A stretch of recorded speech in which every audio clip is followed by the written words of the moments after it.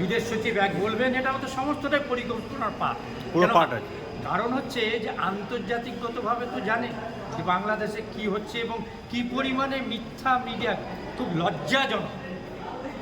ভারতের বিদেশ সচিব যখন বাংলাদেশে গিয়ে প্রধান উপদেষ্টার সঙ্গে চা খাচ্ছে এবং তাদের সঙ্গে সুসম্পর্ক চাইছেন, আর এখানে পশ্চিমবঙ্গে দেখা যাচ্ছে যে বিজেপি নেতারা দাঙ্গা লাগাবার চেষ্টা করছে। এ বিষয়ে কি জানাচ্ছেন সমাজকর্মী Chhoton Das?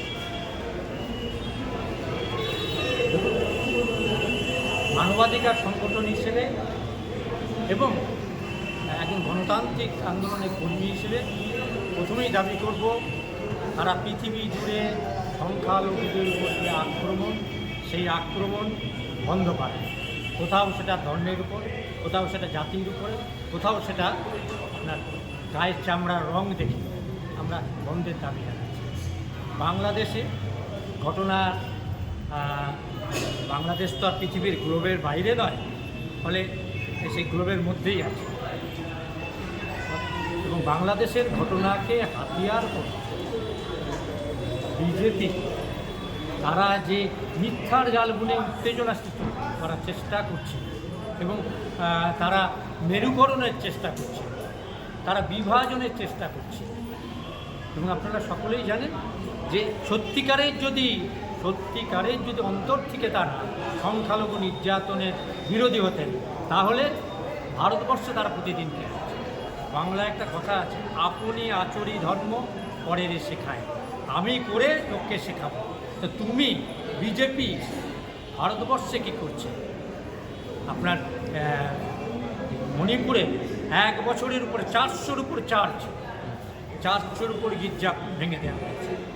United Christian forum তারা দিল্লিতে প্রেস কনফারেন্স করে জানিয়েছে যে এই 1 বছরে 763টা খ্রিস্টানদের উপাসনালয়, গির্জা ইত্যাদি RSS সংঘ পরিবার বিজেপি ভেঙে দিয়েছে।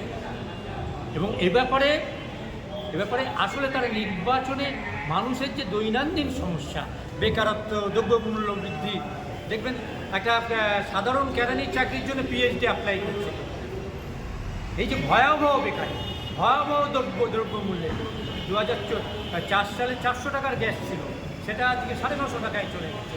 এই প্রকৃত সত্য থেকে মানুষের নজর ঘুরিয়ে দেওয়ার জন্য, প্রকৃত অবস্থা থেকে মানুষের নজর ঘুরিয়ে দেওয়ার জন্যই তারা আজকে এই কমিউনাল টেনশন বিদ্বেষ ছড়াচ্ছেন। এবং এটা 2026-এ পশ্চিমবাংলার নির্বাচনকে মাথায় রেখে তারা এটা করছেন।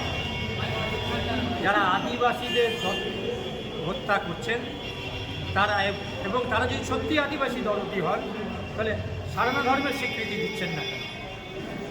এবং সবচেয়ে বেশি অত্যাচার আদিবাসীদের হচ্ছে, আপনারা জানেন বোধহয়, নিকোবর দ্বীপে 10 লক্ষ গাছ কাটা হবে। ফলে আদিবাসী, দলিত, খ্রিস্টান, মুসলিম সমগ্র সম্প্রদায় তারা আক্রমণ।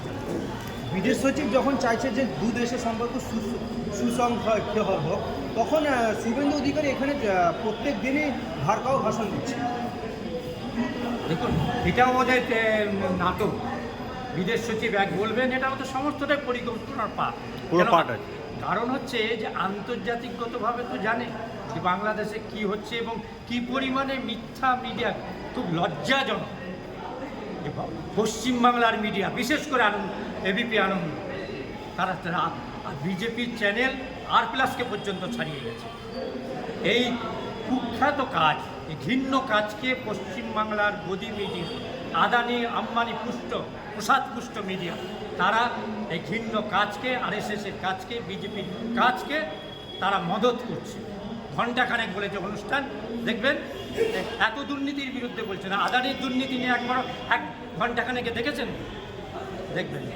ফলে পশ্চিমবাংলায় বিজেপির যে কর্মসূচি, সেটা হচ্ছে আর 5% ভোটকে তাদের সিকিউর করতে হবে। গোটা মিডিয়া, মূল স্ট্রিম মিডিয়া, তারা ভারতবর্ষের ঐতিহ্যের বিরুদ্ধে, ভারতবর্ষের সংবিধান বিরোধী কাজ করছে। সংবিধানের রক্ষার দায়িত্ব সরকারের, যে পার্টি সরকারে থাকে তাদের অনেক বেশি দায়িত্ব। সংখ্যালঘুদের রক্ষার দায়িত্ব। খুব লজ্জার বিষয়। বিচার বিভাগের এক অংশ তারা পর্যন্ত সেদিন অসাধারণ বক্তব্য রেখেছে দুষ্মান দাহে। তিনি প্রাক্তন প্রধান বিচারপতি সম্পর্কে বলেছিলেন, যেখানে বিজেপির ইলেকশন ম্যানিফেস্টোর প্রশ্ন এসছে, চন্দ্রচূড় সেই বিজেপির পক্ষেই রায় দিয়েছেন। ফলে ভারতবর্ষের গণতন্ত্র, ধর্মনিরপেক্ষতা এবং বাবা সাহেব আম্বেদকরের তৈরি যে সংবিধান, সেই সংবিধান এক বিপদের সম্মুখীন। সেই রকম জায়গায় দাঁড়িয়ে আমাদের মানুষের উপর, গণতন্ত্রের মানুষের উপর, গণতান্ত্রিক শক্তির উপর আমাদের ভরসা আছে এবং এই অগণতান্ত্রিক শক্তি, ফ্যাসিস্ট শক্তি বিজেপি নিশ্চিতভাবে পড়া। অভিযোগ উঠছে মিডিয়া এখানে ফেক নিউজের আতুরঘর হয়ে উঠছে, পশ্চিমবঙ্গের মিডিয়া। বিষয়টা কি জানেন তো? বিষয়টা হচ্ছে যে আসলে মিডিয়া সম্পর্কে বহু আগে একজন পণ্ডিত মানুষ বলেছিলেন, আমি সংবাদ মাধ্যম, আমি সংবাদপত্র পড়ি, ভিত্তের মুখে প্রভুর সংবাদ। এখন আমাদের বাংলার মিডিয়া, বিশেষ করে মূল স্ট্রিম মিডিয়া, তাদের মনিবরা ধরুন এত দুর্নীতির কথা বলে, কর্পোরেটদের এবছরই 42,000 কোটি টাকা ছাড় দিয়ে দিয়েছে। গতকাল একটা হিসেব বেরিয়েছে, তাতে গত বছর 1,24,000 কোটি টাকা, তার আগের বছর 1,18,000 কোটি টাকা, এগুলো সমস্ত ধনীদের ছাড় দিয়ে দিয়েছে।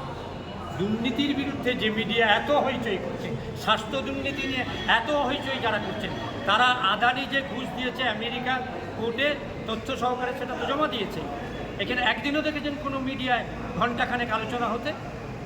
ফলে মিডিয়া, পশ্চিমবাংলার মূল স্ট্রিম মিডিয়া,